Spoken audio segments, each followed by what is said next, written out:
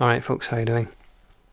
So today I thought I would do something a little bit different. This is for St. Andrew's Day, November the 30th, and this comes from the book Children of the Matrix by David Icke.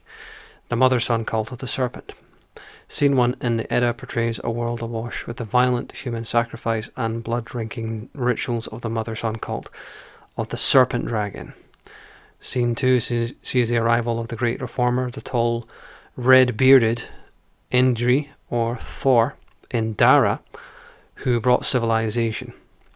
Waddell believes that he is also the origin of Adam, and this part of the story, he says, is massively misrepresented in the Adam and Eve Garden of Eden story in the Hebrew Old Testament. I think there is a lot more to the Adam and Eve story than what it represents than this, however, and I think if Colonel Waddell, this is L.A. Waddell, we'll certainly be touching on him in the future. He was a British colonel in the 19th century. Had been alive today, he would have accepted that himself. In fact, Colonel Waddell, he was Scottish born, and he's the one who wrote the book The Phoenician Origins of the Scots, Britons and Anglo-Saxons. We'll be getting into that a lot more in the future.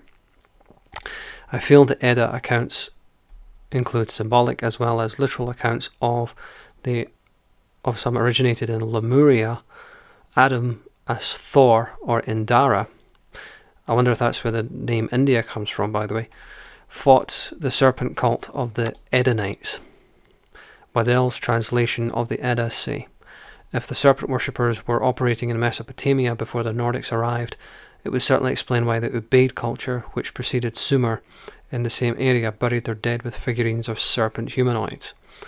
Waddell's translation of the Edda tells of how Thor, the dragon slayer, established his capital in Cappadocia under the name St. George of the Red Cross, and thus we have the origin of St. George of Cappadocia, later of England. This was Thor or Indara yet again, says Waddell, and so was St. Andrew, the patron saint of Scotland, which came from Andvara or Andvari, another name for Thor. Incidentally, according to this book, King Arthur is also the same individual as St. Andrew, because Arthur is Arthur. Ar is a prefix which means king. So King Arthur's seat is King Thor's seat. So when you have King Arthur's seat in Edinburgh, that is the seat of the city of Thor. Interesting. The story of George defeating the dragon can be found all over the world in various in various forms. In Egypt, George was the sun god Ra. Thor Indara, says Waddell. In India, it was Indra, Thor Indara, and in the Hebrew Old Testament, it was Adam, under his title A or Jah, who slayed the serpent Thor or Gore, killed El, the patriarch of the serpent cult. The Edda tells us, and she was symbolized as the serpent dragon. Thus George, or Thor, defeated the dragon. The story of George and the dragon symbolizes the battle with the reptilians located under the earth. That's the true meaning, by the way, of the abyss. It has nothing to do with being under the earth. It means under the water. And of course the earth is 75% water, something to bear in mind.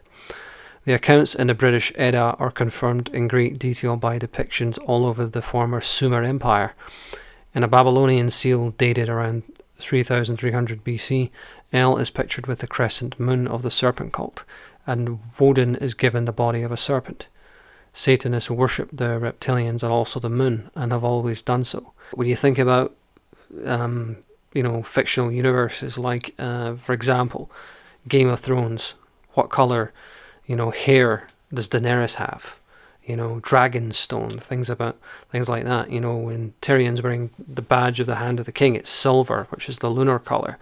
All the Targaryens have white hair, and purple eyes, and, they're immune to fire and stuff like that. And when you go into, like, Harry Potter, Voldemort, he who must not be named, he's serpentine, he looks like a snake, he has a big snake by his side, it's very snaky and reptilian, all that sort of thing. And on the opposite side, you've got, in Game of Thrones and in Harry Potter, it's the lions versus the dragons.